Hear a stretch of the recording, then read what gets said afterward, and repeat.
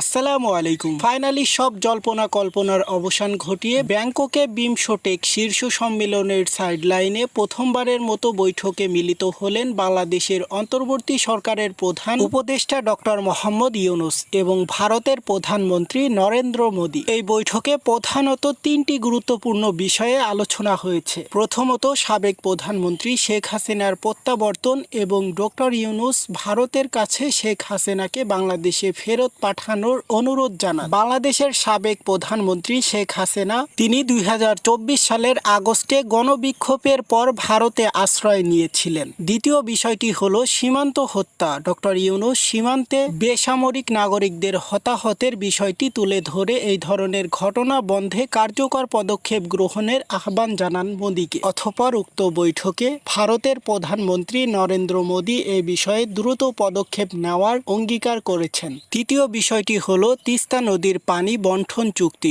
উভয় নেতা এই দীর্ঘদিনের অমীমাংসিত বিষয়টি নিয়ে সমাধানের পারস্পরিক সহযোগিতার উপর জোর দেন। আপনারা দেখছেন এইসে গ্লোবাল নিউজ, সাথে আছে আমি হুসাইন আহমেদ। সকল আপডেট পেতে আমাদের সাথেই থাকুন।